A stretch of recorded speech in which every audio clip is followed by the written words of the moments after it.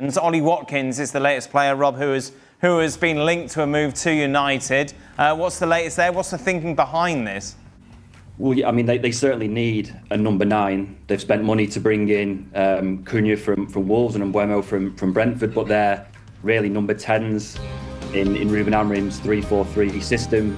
They will add goals, but United still need a number 9, because really Rasmus Højlund and Joshua Zirkzee just haven't shown they're good enough to fill that role so far. So they wanted Liam Delap. Obviously, Liam Delap then chose Chelsea. They looked at Gyökeres briefly. We think he's going to go to Arsenal. And now United are looking around for alternative targets, and Ollie Watkins is one of those. I don't think right now that's particularly advanced, but there have been conversations between Man United and people associated with Watkins, just to kind of find out what kind of financial conditions would be required to make that deal happen. I think there's a lot of those conversations going on with a lot of different targets. The one thing that we have been told from Man United is that there's no guarantee that there will be a new number 9 arriving before the transfer deadline. They have spent the bulk of their transfer budget on Cunha and Mbeumo.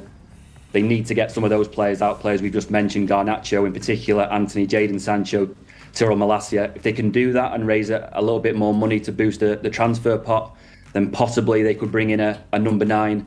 But I've just listened you have that whole conversation on Alexander Isak. Historically, Man United would go to the best teams in the Premier League and take their best players.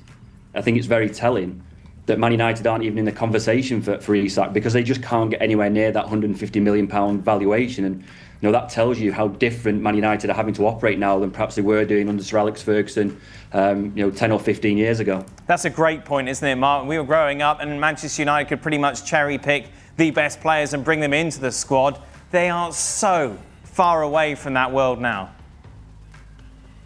It's like Rob said, it's historical, it's history, it's way back when, isn't it? I mean, he's probably looking back 15 years, and they could offer Newcastle £300 million for Alexander Isak, and he wouldn't even consider going to Man United, because why would it? Why would he waste a couple of years of his career at Old Trafford when he can go to Anfield and maybe win everything next year? So, United do need a forward, and I think the club are trying to dampen expectations a bit with the fans and trying to kind of, urge them not to be carried away by the possibility of a number 9, but I think they'll get one in, because they were prepared to, go for Ekitike was one they looked at. They explored Ollie Watkins. They're not exploring these transfers if they haven't got the money to buy them. So they will bring a forward in, but I just think they're trying to like I said, just divert the attention of the fans a little bit. But we know that Amorim made it clear at the weekend he wants midfielders. So, they've got a lot of business to do. But I do think United get more business done because, well, let's be honest, they have to, don't they? They can't just go into the season with 2 new signings. But on the situation with they've got 5 number 10s now.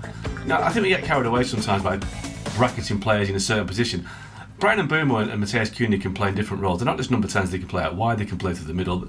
Wherever they play, if they play through the middle next season, either of them, they'll be better than Rasmus Højlund and Joshua Zirkzee. A lot better. So, United have upgraded that position already. They haven't got a specialist in yet, but they've got players who will score more goals than the players that they had last season. So, I do think they need to look around the pitch now and get priorities dealt with elsewhere, especially in midfield, because you can have the best strikers in the world. If you can't win the ball and keep it in midfield, you're not going to score many goals, and that is the issue that's obvious right now that United need to address. Random thought about this preseason of Manchester United, and I just saw the schedule there. What is the purpose of you coming over here to play mid-table to lower third teams? West Ham, Bournemouth, Everton. It also kind of tells you where Manchester United are. Money, Ali. Money. Well, yes, money, yes, yes. It's desperation, is what it is. You're chasing it. Yeah. What is the purpose of coming all the way over here to play teams that you're going to play in a month from now? I just don't see it. And Manchester United, I think they still are, but they used to be a huge brand that wherever they show up, everybody else wanted to show up to play against them. Now they're having to settle on West Ham, again, Bournemouth and Everton. I've had enough of your Everton and West Ham and Bournemouth. Oh, I'm sorry. My bad. But Ali brings up a good point. When I've been with Manchester United before, when they're on these pre-season tours, you've got hundreds of fans waiting outside the hotel to get autographs, to get photos of the players. Has that been diluted by their lack of success over the last couple of seasons, Rob? Well, I mean, it's interesting that you should say that, because actually there's a few of us that went down to the team hotel in Chicago on Tuesday when they arrived, and we've been to, me and Mark have been on pre-season tours to the Far East before. We've been to America before, and we've seen these hotels absolutely mobbed by Man United fans waiting for pictures and autographs. And actually on Tuesday night, I mean, it was relatively late. It was about 9 p.m. in Chicago. But there was only a handful of fans. There was actually more police cars there than there were fans waiting for the team to arrive. I think it has been diluted a little bit. I mean, United are still a massive football club. They're still a massive brand.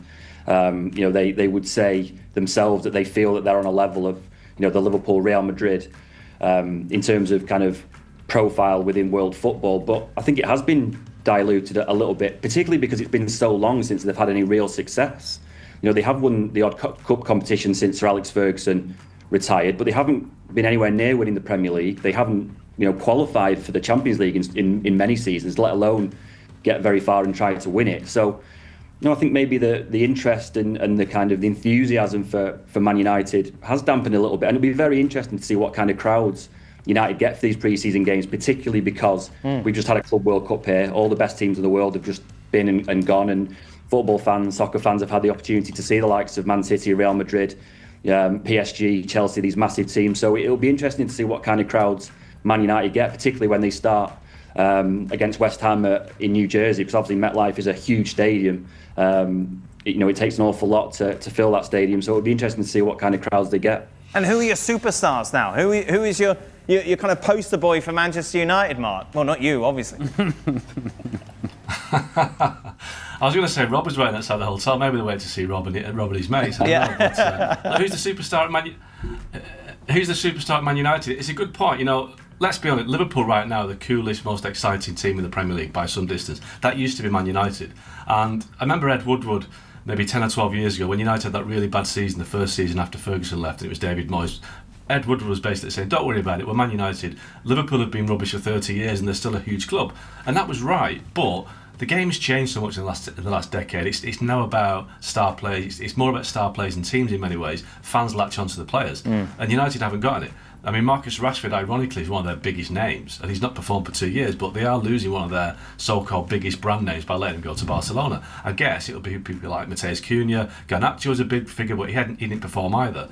But you're looking across the road at Liverpool, it's Mo Salah, it's Florian Wirtz, it's all these superstar players, Virgil van Dijk. United have got nothing like that. And that was what they used to be 15, 20 years ago. That's gone. And they're building now from ground zero in terms of building up their brand again. And they can't rely on the past for too much longer to be the kind of calling card, because the new generation of fans, I mean, if you're a kid supporting a Premier League team now, it's 12 years since Man United won the league. Kids don't know. You'd have to be mid-20s to know the last time United won the league. So there's a generation of fans that have grown up knowing only success for Man City, Liverpool, Chelsea.